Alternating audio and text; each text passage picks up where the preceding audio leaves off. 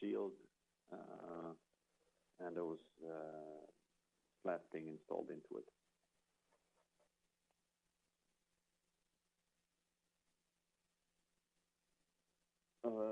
In addition, the contractor Odebrecht developed a detailed procedure for handling rock bursts, both from a safety perspective and production perspective, which was implemented very successfully. In total, they had almost 15,000 occasions of rock bursts in the tunnel, where about 18% or more than 18% of those were classified as high intensity.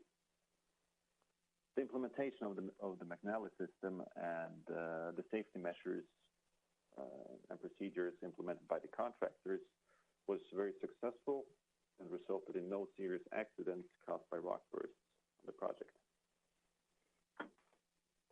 So with that, I'm going to hand over the presentation to Engineering Director Brad Groton, who will bring you to the next project in Turkey.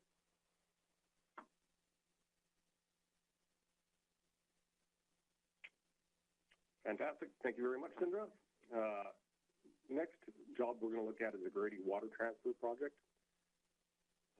This project is located about an hour-and-a-half drive north of Ankara. It's to address some water issues due to drought in the region. The project itself is about 30 kilometers long and is broken into 3 drives.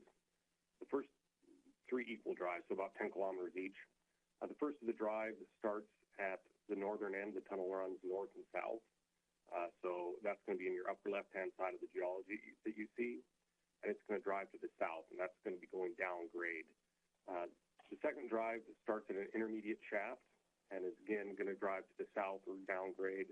And finally, the third drive is going to start at the southern portal, and it's going to drive to the north, and it's going to be going upgrade.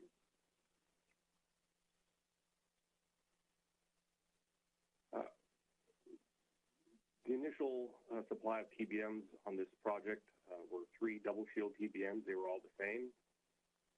The first TBM had relatively good advance rates and ultimately was able to successfully complete its drive. And this is going to be the one starting at the northern portal and driving south. It has the lowest cover. Certainly has some dramas associated with mining, as many projects do, but nothing that couldn't be overcome. The second drive was started at the intermediate shaft and drove to the south.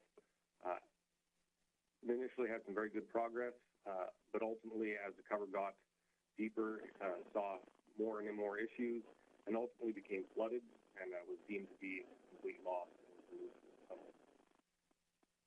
It's the third machine that really is the most interesting on this project from a challenges point of view. From the very beginning of the project, it ran into a lot of issues associated with Karst conditions, faults, and high pressure seeing those fault zones.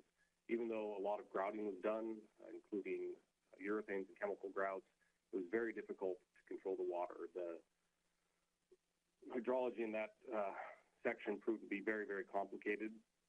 And so ultimately the machine entered a fault zone, and it's believed that the telescopic zone in the double shield was crushed based on the fact that ultimately a thrust cylinder was found in the backup.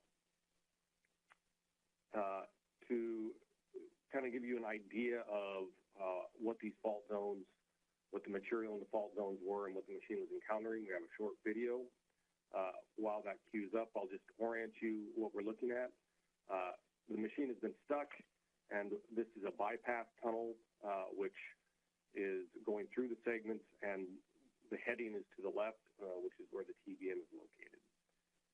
Once the video started, which we'll see a fair amount of water coming in, that water has been increasing pretty steadily over the last 2 minutes, but for the sake of time, we'll just assume that you see water slowly increasing up to this point.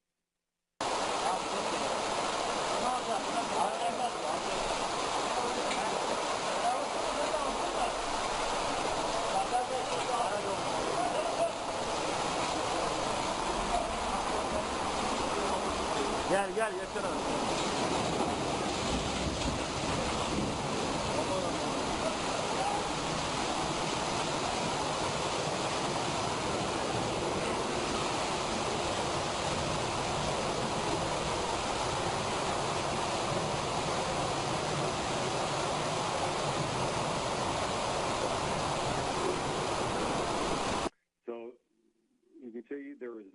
high pressure associated with that project.